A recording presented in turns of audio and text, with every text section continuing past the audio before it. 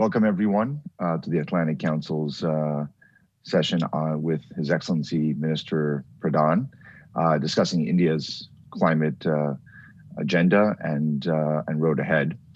Before we begin, I just want to note to everyone, this event is part of the Atlantic Council's series of Raising Ambitions, which is aimed at encouraging increased climate ambition ahead of the Leaders Summit on Climate tomorrow, led by President Biden.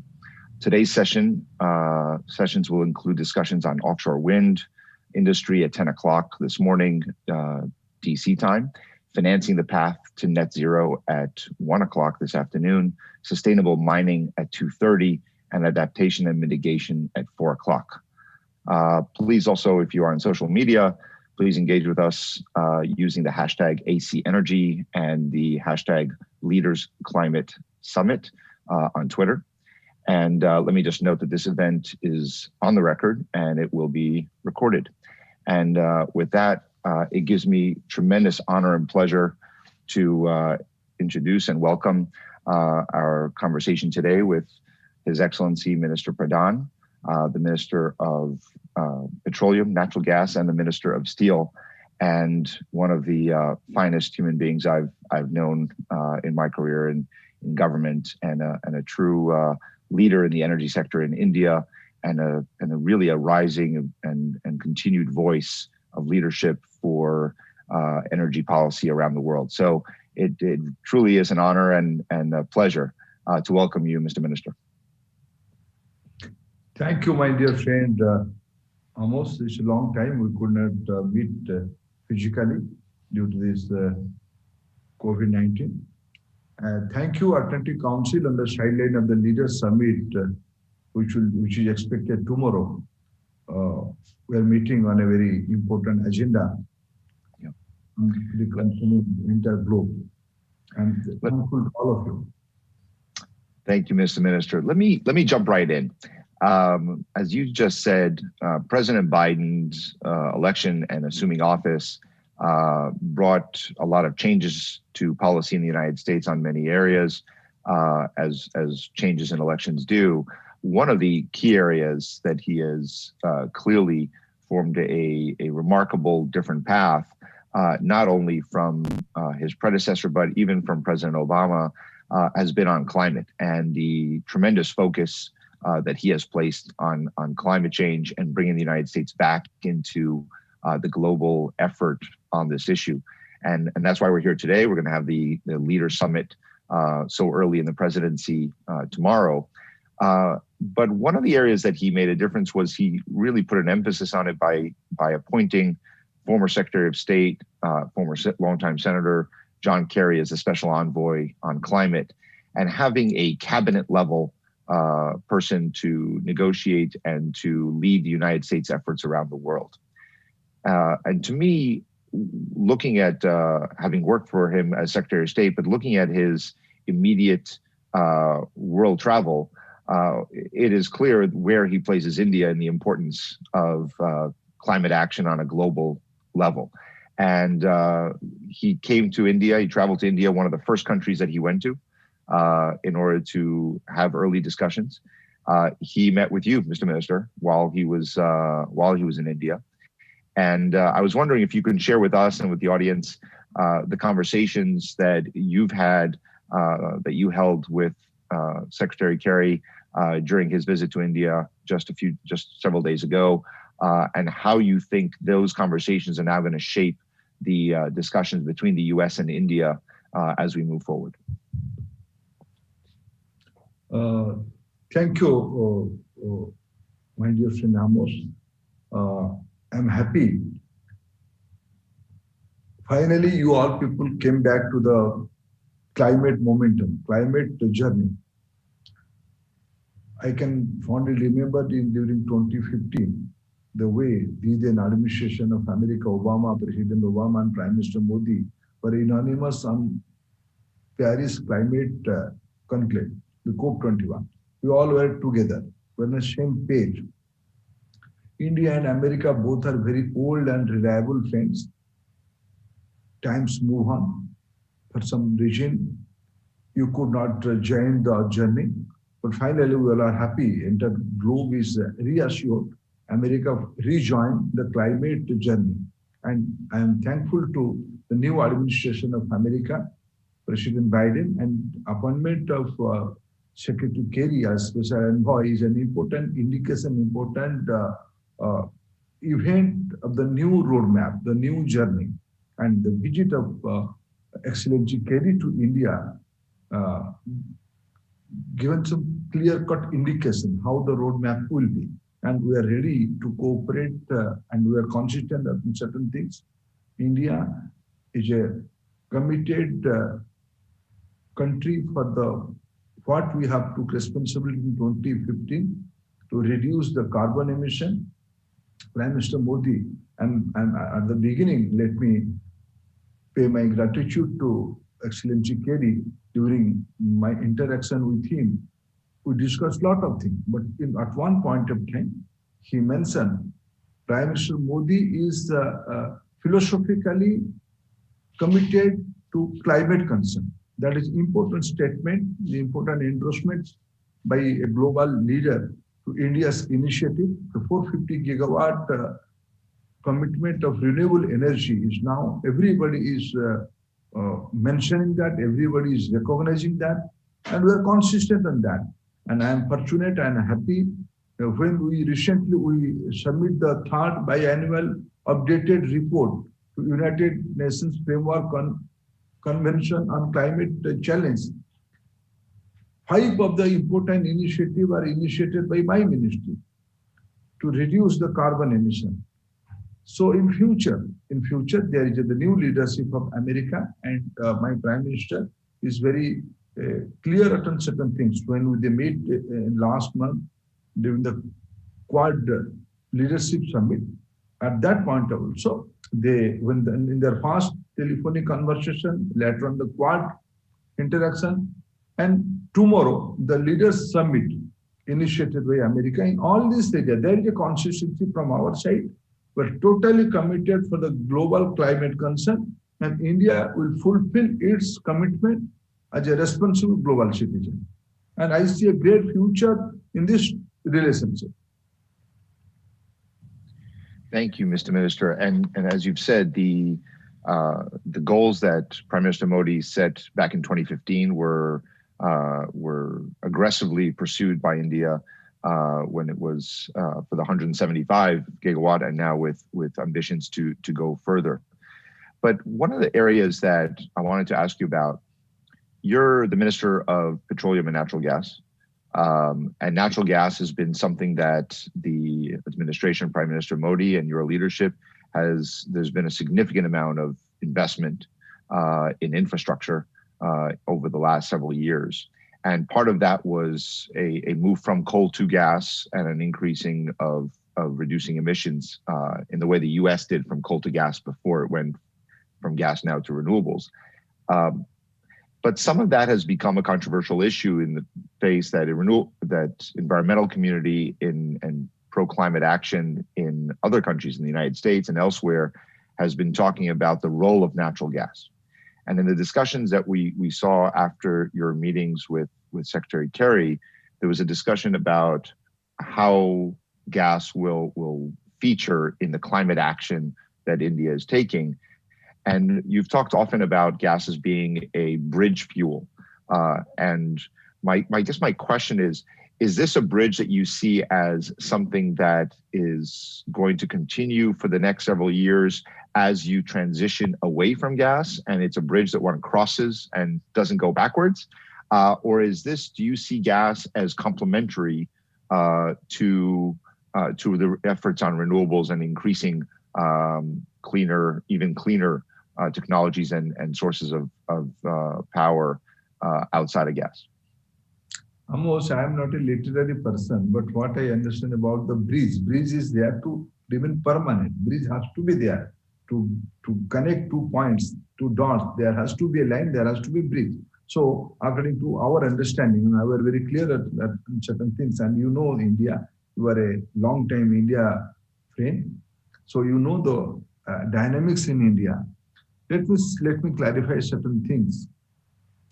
Affordability and appetite of our consumer is paramount for us.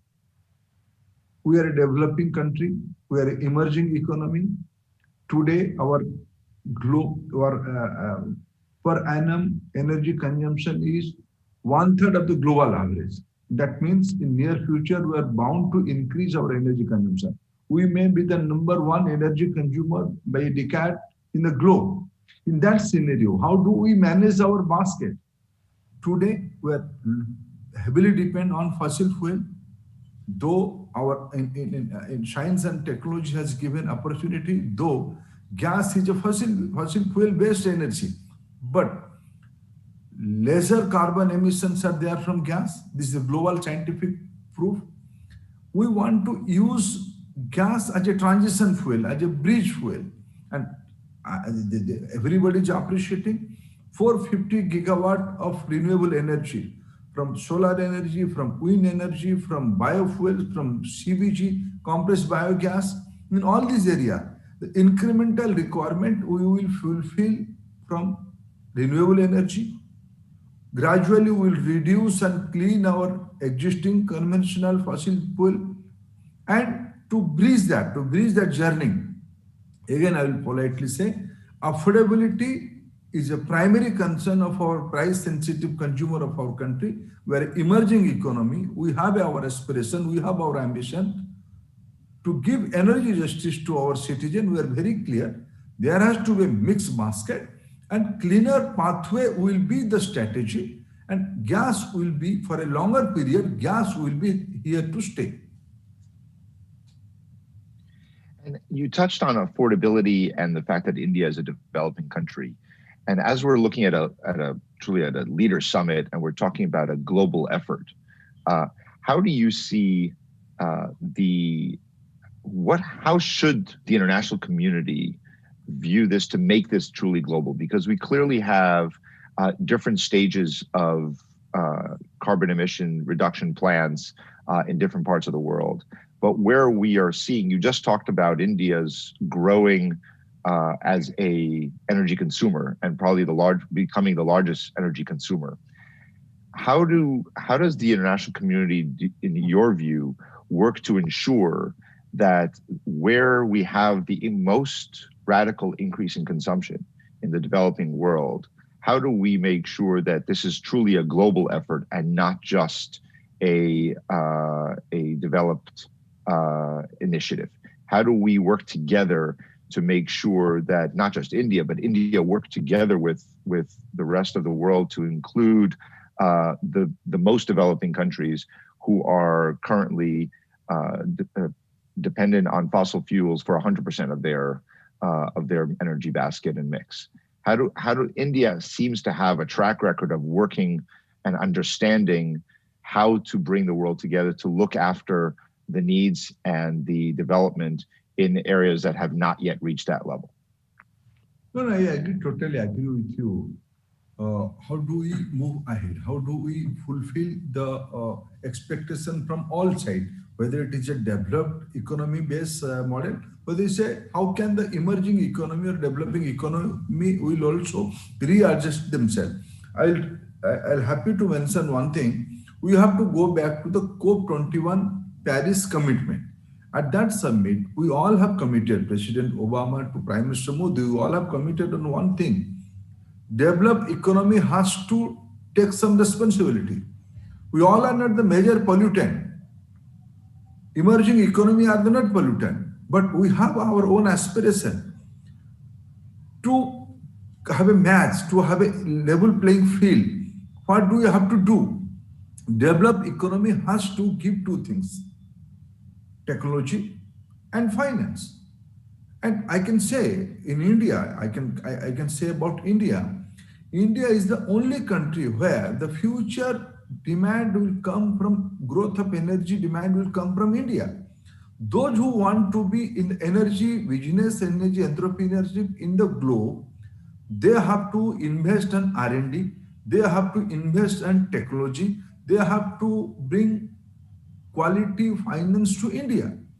Here in India, these are the area of cooperation, mutual cooperation during my discussion with Secretary Granholm and Excellency Kerry. I emphasize on the three things.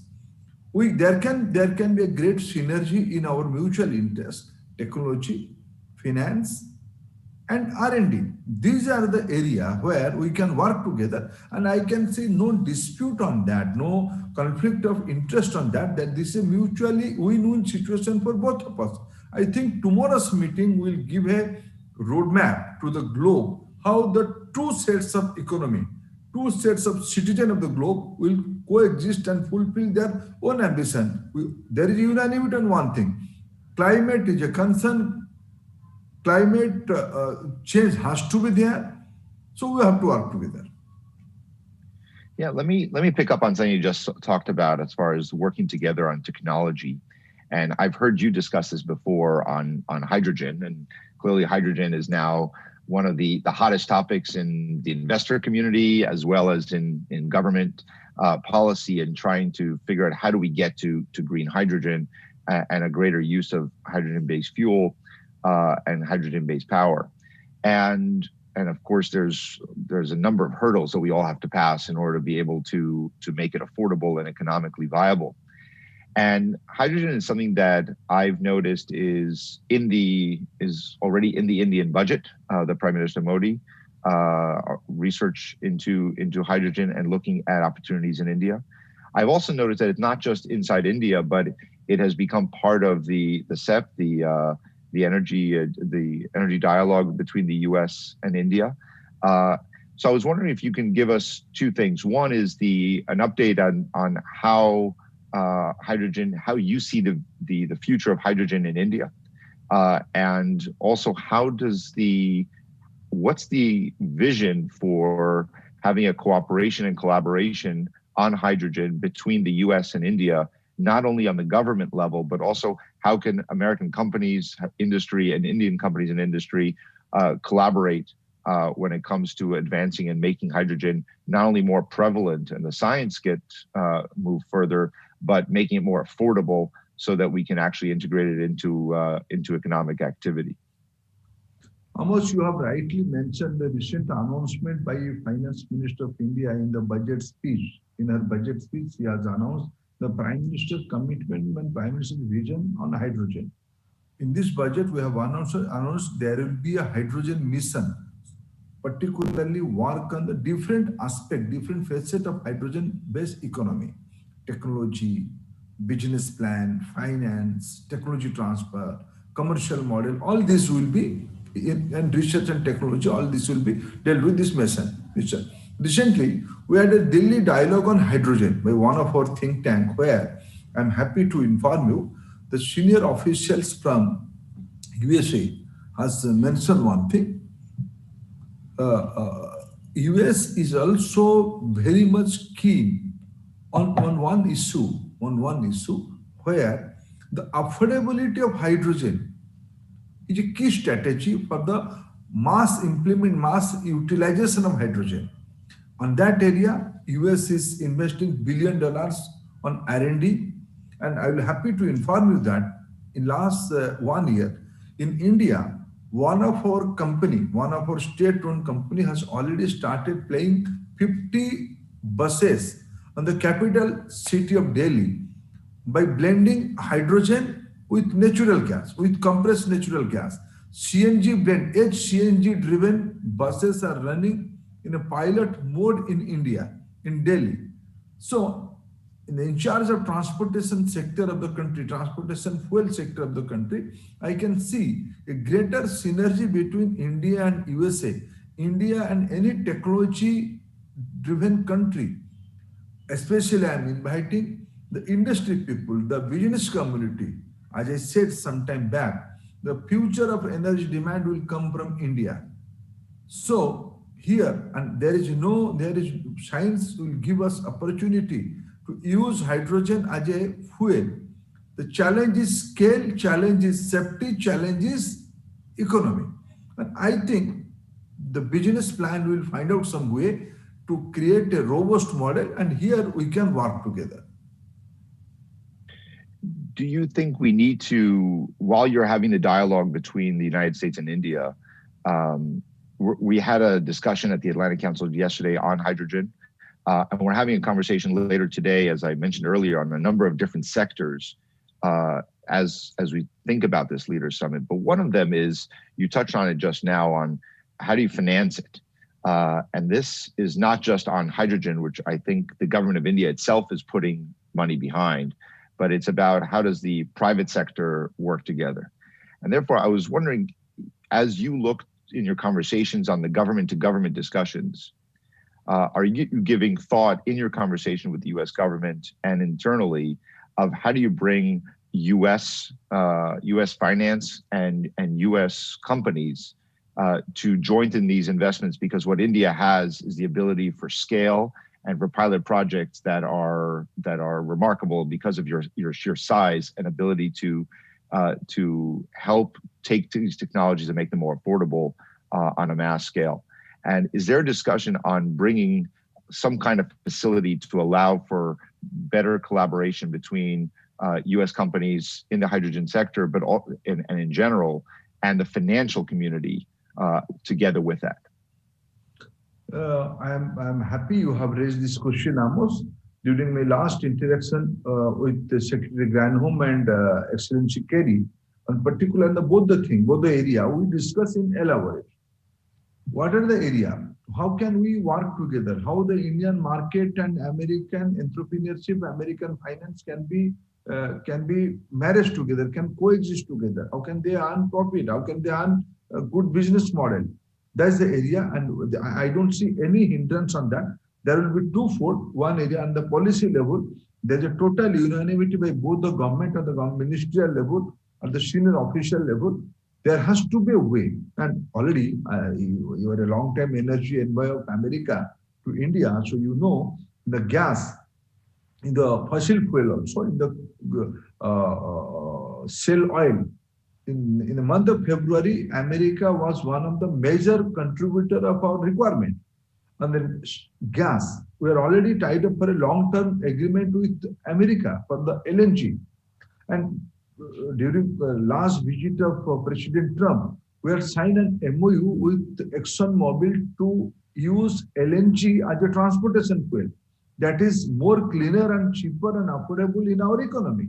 So not only and in the compressed biogas area, in the biofuel area, in the ethanol blending program, lot of B2B discussions are on between so many companies, America and India.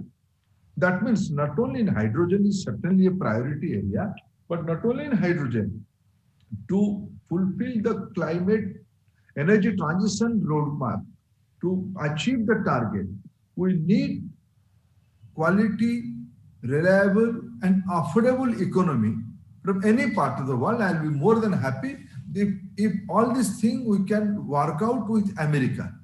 And you have rightly recognized, we have an appetite, we have a scale, we have a successful policy-driven model. Now we have, I mentioned to rightly, Excellency Kerry put some question, being a senior politician of the globe, he raised certain question. How do you manage your politics in energy? In India, you give lot of free energy to the lot of constituency. I said, Excellency, when we took charge, when Prime Minister Modi took charge in 2014, we were spending billions on subsidies. Today, it's a market-driven price mechanism, no subsidy. That means through continuous policy reform, through continuous market-friendly approach, now we have a robust mechanism of market-driven energy distribution system. That means governance of the business will be transparent, open, market-driven. So there is no second opinion. We can work together. Yeah, and I think that what you're saying is also a reminder that while you're having discussions with Secretary Kerry about moving towards allowing India to have a different pathway for the emission targets for reduction and allowing for natural gas to be a longer part. And I guess the different views on what a bridge actually means.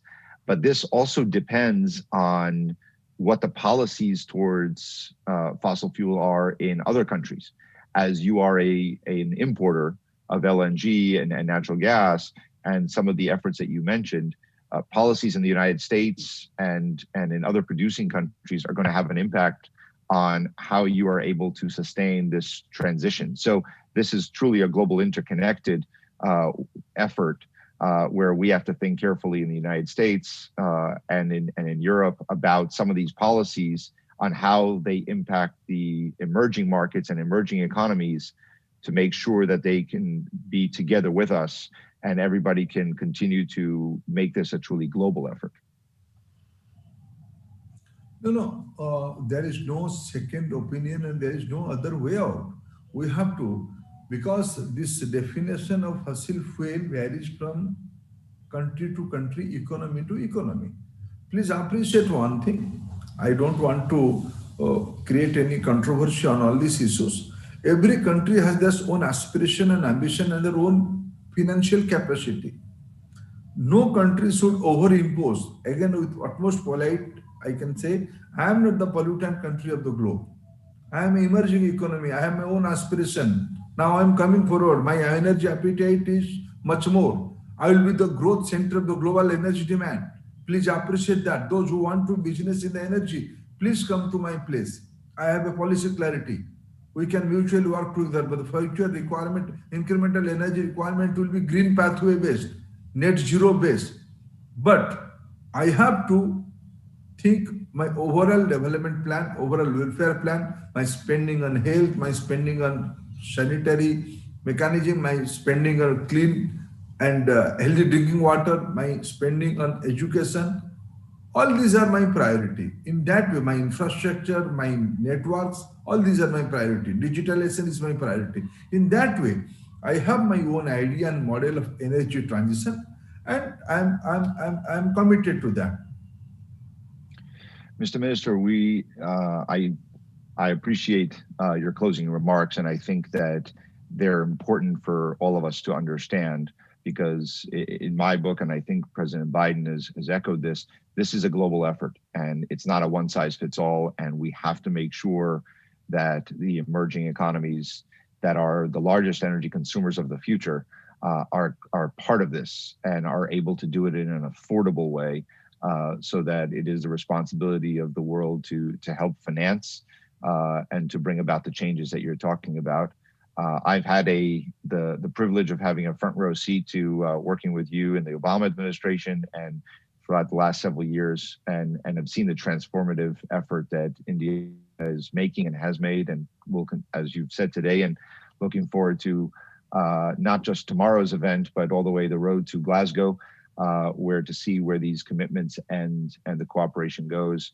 Let me just end with just noting again that the U.S. and India, this is a special relationship that is I think the defining strategic relationship for the United States in the world for the 21st century. And I'm glad that the new administration has clearly recognized that with its placement of such a emphasis on the relationship with India.